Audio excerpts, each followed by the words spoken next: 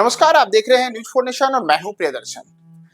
आचार्य किशोर कुणाल नहीं रहे, यानी कि आईपीएस किशोर कुणाल। आईपीएस किशोर कुणाल जब पटना के एसएसपी हुआ करते थे, उस दौर में पटना के अपराधियों के बारे में कहा जाता है कि उन केवल जब किशोर कुणाल का वो नाम सुनते थे तो नाम सुनने से ही उनके पसीने छूट जाते थे। लेकिन जो किस्सा हम आज आपको बताने जा रहे हैं वह किस्सा है कि बिहार में चुनाव के दौरान बूथ लूट कैसे होता था, और बूथ लूटने के लिए तो मुख्यमंत्री के कार्यालय से ही जिलाधिकारियों को निर्देश दिया जाता था। इतना ही नहीं, जिलाधिकारियों को यह भी निर्देश मिलता था कि आपको हमारे उम्मीदवारों को जिताना है, इसकी गारंटी लेनी है कि मतपत्रों की जो गिनती होगी उस गिनती में तब तक फैसला नहीं आएगा जब तक कि हमारे उम्मीदवार चुनाव जीत नहीं जाते। और इन तमाम बातों का जिक्र खुद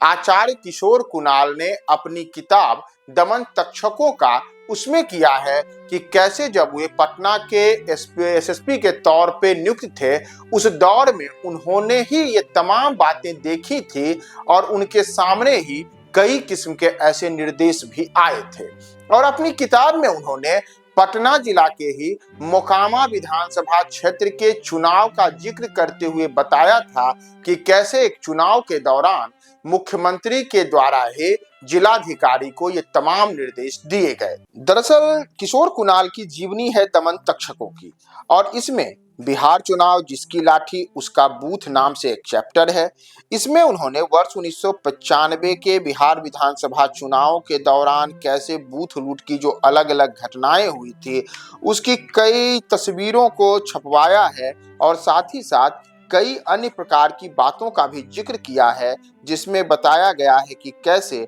प्रशासनिक अधिकारियों की भी इसमें खुल्लम खुल्ला भागीदारी होती थी कि कैसे बूथ लूटा जाए और किस प्रकार से अपने जो साहबान हैं यानी कि मुख्यमंत्री हैं या अन्य लोग हैं उनको खुश किया जाए। तो इन तमाम चीजों को लेकर के ही किशोर कुणाल ने इसमें बिहार विधानसभा चुनाव के दौरान पटना जिले के मोकामा के विधानसभा में कैसे जिलाधिकारी ने एक उम्मीदवार विशेष की जीत सुनिश्चित करने के लिए उनको मुख्यमंत्री का निर्देश मिला था, इसका उन्होंने पूरा जिक्र किया है। दरअसल किशोर कुणाल ने बताया है कि बहुत पहले जब उनका पटना प्रभार सौंपे हुए कुछ दिन ही हुआ था तो उसके बाद बिहार विधानसभा के चुनाव होने थे। पटना के ही मोकामा में भी विधानसभा का चुनाव होना था, और मोकामा के चुनाव में जिलाधिकारी को मुख्यमंत्री का निर्देश था कि एक उम्मीदवार विशेष को किस तरीके से जिताना है।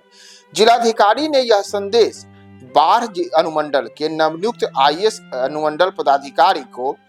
बतलाया और निर्देश दिया कि यह जो आदेश है यानी कि मुख्यमंत्री जिस विशेष उम्मीदवार की जीत सुनिश्चित करना चाहते हैं उसकी जीत को आपको सुनिश्चित करने का मूर्त रूप देना है, यानी कि रिटर्निंग ऑफिसर के रूप में, चूंकि वहां पे अनुमंडल पदाधिकारी ही अपनी भूमिका अदा कर रहे थे, तो ऐसे में वहां पे अलग अलग किस्म से वोटों की क्या धांधली हुई थी उसका पूरा जिक्र किशोर कुणाल ने किया है और कहा है कि 3 दिनों तक मतगणना का तमाशा तब तक चलता रहा जब तक विरोधी उम्मीदवार के उतने मतों को अमान्य नहीं कर दिया गया जिससे उम्मीदवार विशेष की जीत सुनिश्चित हो जाए। मतगणना में हेराफेरी का बड़ा हथकंडा यह हुआ कि मतपत्रों को छांटने के समय ही विरोधी दल के उम्मीदवारों के बहुत सारे मतपत्रों को किसी न किसी बहाने रद्द कर दिया जाता था। सही स्थान पर मुहर नहीं लगी है, मुहर कहाँ लगी ठीक से दिखलाई नहीं पड़ रही है, ऐसे ऐसे बहाने बना करके मतदान जो पत्र थे उनको रद्द कर दिया जाता था। और एक बार जब वे रद्दी की गड्डी में चले गए तो फिर उन्हें कोई देखने वाला नहीं होता था, और विरोधी दल के काउंटिंग एजेंट को कभी समय पर नहीं आने दिया जाता था, तो कभी अगर कोई आ भी गया तो उसे इस किस्म से वहां से भगा दिया जाता था कि वह किसी प्रकार से अपने उम्मीदवार की जीत सुनिश्चित हो। इसके लिए जो वहां पे धांधलियां चल रही हैं इसमें कोई भूमिका अदा ही नहीं कर पाए।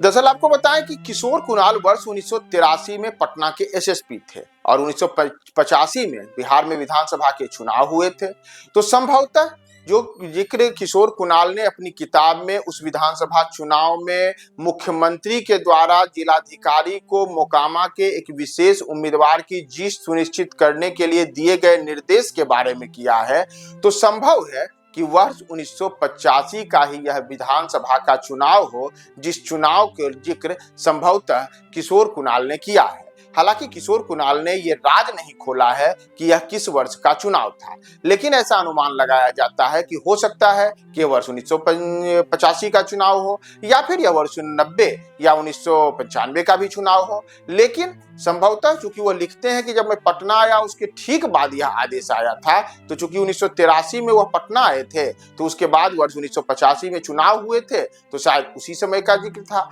लेकिन उन्होंने आगे अपने उस चैप्टर में यह भी लिखा है कि बिहार में बूथ लूट, बूथ कैप्चरिंग, मतगणना में हेराफेरी, यह सब केवल लालू यादव के दौर में ही नहीं हुआ था, बल्कि यह तो काफी पहले से होता आ रहा था। और लालू यादव तो केवल उसी तरीके से बदनाम हुए जैसे अन्य नेता बदनाम हुए थे। यानी कि बूथ लूट की घटनाएं बिहार में किस कदर हुई थी, उसके जिक्र को लेकर के, भले ही 1995 के चुनाव को लेकर के उसके अलग अलग तस्वीरों को बाकायदा किताब में छाप करके किशोर कुणाल ने तमाम चीजों को दिखलाया है, लेकिन उन्होंने उसके पहले के चुनाव का भी जिक्र किया है। और जिक्र में उन्होंने यह भी कहा है कि कैसे बिहार के मुख्यमंत्री ने ही जिलाधिकारी को यह निर्देश दिया था कि पटना जिले के मोकामा विधानसभा क्षेत्र के चुनाव में वहां एक व्यक्ति विशेष की जीत तय हो, इसे तय किया जाए। और जिलाधिकारी के द्वारा वह किया भी गया,